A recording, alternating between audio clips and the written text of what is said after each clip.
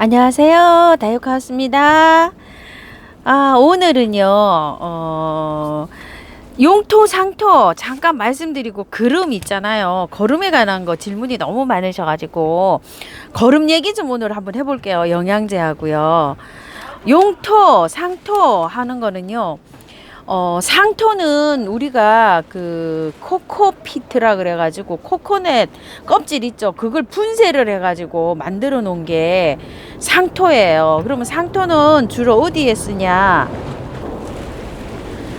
여러분들이 이제 꽃을 사게 되면은 그 포트 안에 있잖아요. 가벼워요, 그게. 그리고 3개월 정도는 잘 자라요. 식물이 해놓으면 막 폭풍 성장을 합니다. 그래서 고추 모종이나 막 이런 거는 이제 옮겨 심게 되잖아요. 나오면 모종들 나올 때 있죠. 모종들 나올 때 옮겨 심게 되죠.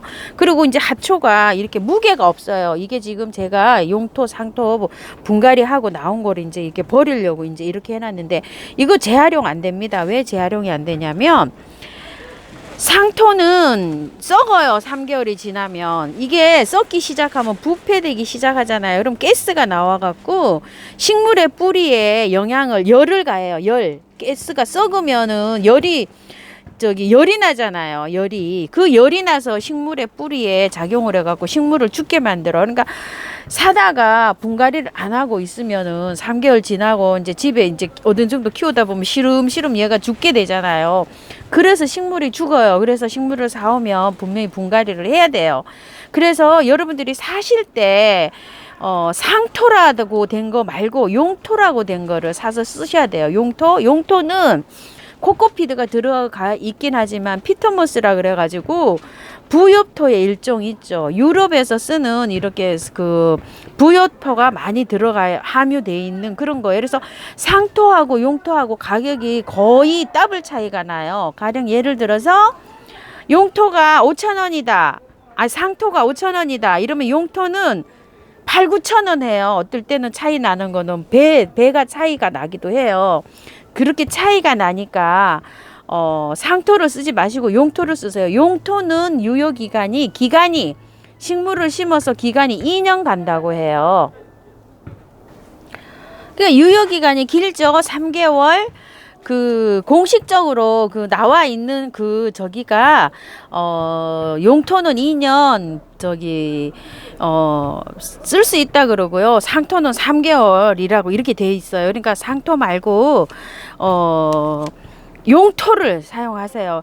이렇게 무슨 용토 이렇게 돼 있고 원예용 용토 이렇게 돼 있는 게 있어요.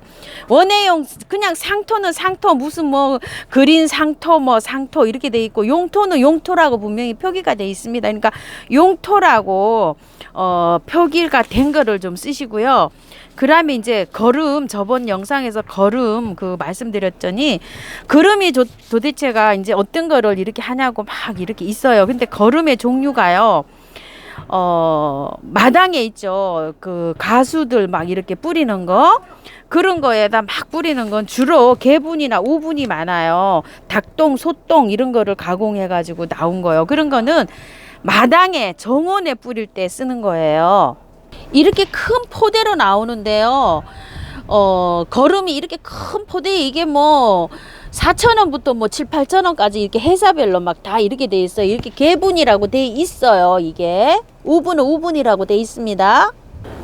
저런 거는 어디다 쓰냐면요. 이런데 노지에다가 이렇게 할 때 장미나 이런 것들이 굉장히 영양이 많이 필요해요. 그러니까 이런 거 주위로 이렇게 뿌리시면 돼요. 그리고 거름을 많이 요하는 거 찔레나 이런 것들이요. 그런 것들한테 뿌리면 되는데 저런 거를 미리 마당이 좀 거름기가 많고 이런 데는 안 뿌리셔도 돼요. 왜 그러냐면 저거를 또 뿌리면 꽃이 또 웃자라는 수가 있어요. 그래서 저는 요런 거 이제 거름을 많이 필요하고 또 나무 같은데 과일 같은 거는 이제 열매를 열어야 되잖아요. 그런 건 필요해요. 그런 거는 지금 이제 뿌려 놓으시면 돼요. 그런데 노지 마당에다가 뿌려 가지고서 뿌리는 거를 많이 물으시는데 지금 뿌리시면 돼요. 지금 뿌려 놨다가 거름이 좋고 한 데에는 살짝만 뿌리셔도 돼요. 그냥 위에 이렇게 술술 뿌려 놓으시면 돼요.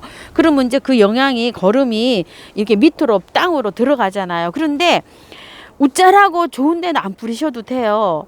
기존 그 있는데 꽃이 막 웃자랍니다. 그러니까 안 뿌리셔도 되고, 뿌려 놓은 다음에 씨를 뿌리시는 거를 물으시는데요. 씨는 3월 말쯤에 뿌리셔도 충분해요.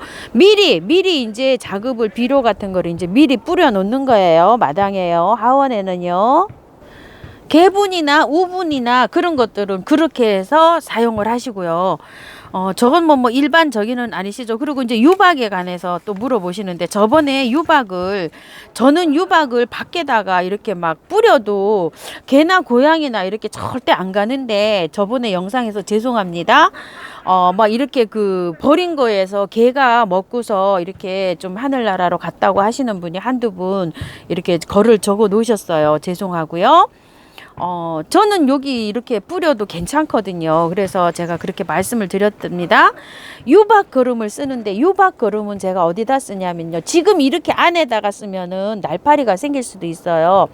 유박 거름은 동글동글하게 생겼어요. 제가 지금 없어요. 그래서 사러 가야 되는데, 식물성이 있고 동물성이 있어요. 근데 마당에 저렇게 뿌리는 거는 동물성을 뿌려도 되는데, 화초에 쓰는 거는 꼭 식물성을 쓰셔야 돼요. 왜냐하면 냄새가 나요. 그래서 식물성은 냄새가 덜 나고 동물성은 냄새가 더 많이 납니다. 식물성은 피마자나 막 이런 거, 식물성으로 된 기름을 짜고 난 그 찌꺼기, 그걸로 만든 건데요. 거기 리신인가 뭐 하는 그 독성 성분이 있어갖고 개나 고양이가 먹으면은 좀 위험하다고 이렇게 되어 있습니다. 그래서 사용하시는 분은 조심해서 사용하시고요. 그 유박을 뿌릴 때는 베란다에서 사용하시는 분들은 조금 곤란해요. 왜 그러냐면 화초에는 정말 잘 돼요. 화초에는 정말 잘 되는데 날파리 막 이런 게 좀 생길 수가 있어요. 그래서 저는 유박을 이 하우스가 다 오픈이 된 다음에 사용을 하고요. 식물에다, 나무에다 하는 거는 작년 가을에는 여기 바위솔에다가 이렇게 다 유박을 다 얹어놨는데 지금 거의 다 녹았어요. 이런 식으로 이게 다 녹았죠. 이렇게 녹으면 이렇게 됩니다. 이게 유박이에요. 이렇게 요런 게 유박입니다. 밖에 이렇게 통풍이 잘 되는 데서 이렇게 유박을 사용하게 되면 날파리나 이런 게 전혀 없어요. 냄새도 없고. 그런데 딱 갇힌 공간에서 있으면 생긴다고 해요. 사용하신 분들이 그렇게 말씀을 하세요. 밖에 있죠. 이렇게 월동을 밖에서 하는 아이들, 이런 데는 이제 술술 여기 위에다 뿌리시면 돼요. 이렇게 알갱이 영양제 이런 거보다도 저는 유박이 훨씬 잘 되는 것 같더라고요. 그래서 저번에 이 알갱이 영양제를 이렇게 얹어 놓기는 했는데요. 유박이 오면은 저는 유박을 요런 데다가 다시 다 뿌릴 예정입니다. 이렇게 해서 유박은 사용하시면 되고요. 또 유박을 이제 베란다에서 사용하시게 되면은 요런데 식물한테 줄 때 그냥 얹어 놓으면 그럴 확률이 있으니까 제가 물에다 녹여서 사용해 보세요. 언제 이렇게 한번 말씀을 드린 적가 있는데, 용량이 어느 정도 사용하냐고 이렇게 물어보세요. 그럼 큰 물병 있죠. 2리터. 2리터에다가 수저로 한 수저 정도요. 그거를 한나절 담가 놓으면 다 녹아요. 그렇게 흔들어서 요런 데다가 물로 한번 줘보세요. 물로, 액비로. 그렇게 하면은 정말 효과가 빠릅니다. 액비로 사용하시는 분은 그렇게 사용하시기 바랄게요. 그리고 또 비료가요. 유기질 비료가 알갱이처럼 그렇게 생긴 거 있고요. 복합 비료가 있고 요소 비료가 있어요. 이런 거는 그 농사 짓는 분들이 사용하시는 건데 굉장히 그 비율이 세요. 여러분들이 하초에 쓰시기는 조금 좀 곤란합니다. 제가 돈키호테 야생화에서 어떤 분이 오셨는데요. 작년에 그 요소 비료, 하얀 그 비료 있죠. 그게 좋다 그래서 식물학에 줬는데 화분이 50몇 개가 다 죽었답니다.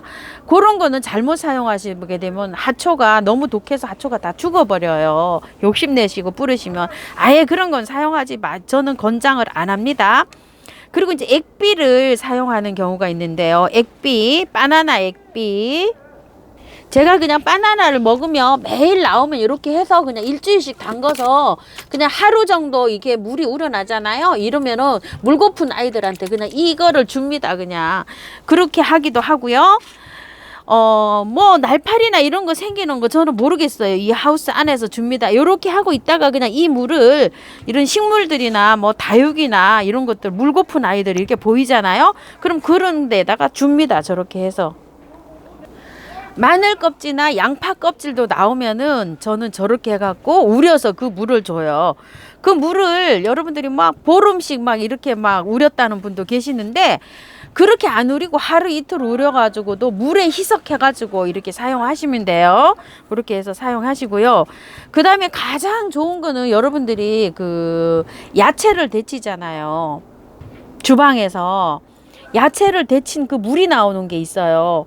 그 물이 굉장히 좋아요. 영양에. 여러분들이 하수도로 다 흘려버리시잖아요. 그 물을 끓였기 때문에 소독도 되고, 그거를 식혀서 하초한테 줘보세요. 정말 좋아요. 시금치 데친 거라든지 뭐 우거지 삶은 물이라든지 뭐 이런 것들이요. 그런 거를 한번 줘보세요. 정말 좋습니다. 그리고 또 요즘 또 한 10여 년 전부터 제가 또 써오던 건데요. 제가 이번에 많이 얻어왔어요. 엄청 많이 얻었어요. 여러분도 다 잘 아시는 거예요. 이거요. 커피 찌꺼기요. 엄청 많이 얻어왔죠. 이거를 바짝 말려가지고, 이거 저기 통풍 잘 되는 데서 이거를 바짝 말리시면은 이게 말려요. 말려놨다가 사용하셔도 되고요. 저는 이거를 한 봉다리 정도, 이거 있죠. 이거를 여기 물에다가 꽁꽁 얼어서 떨어지지도 않아요. 지금 요새 여기 물에다가 한 바켓스 물을 받아가지고요. 요거 절반 정도, 절반 정도를 꺼즈에 담아야 돼요. 이걸 그 대신에 이 꺼즈에 담아가지고 이거를 저기 울켜요. 그러면 물이, 커피 물이 나오잖아요. 그걸 하초한테 줘요. 정말 대길입니다. 요거요. 이렇게 그냥 밖에 꽁꽁 얼어가지고 제가 지금 이렇게 하고 있는데요. 커피 샵에서 이거 나오는 커피 찌꺼기예요. 이거 제가 이거 우리 신우님 그 김포 하성에 거기 그 커피 그 샵에서 부탁해갖고 이렇게 한 자루씩 가져옵니다. 이렇게 한 자루씩 갖고 와서 여기다가 이제 하나씩 이렇게 울커가지고 저 물을 줘요. 그 물을 다육이에도 주고 하초에도 주고 이런 것도 주고 다 줍니다.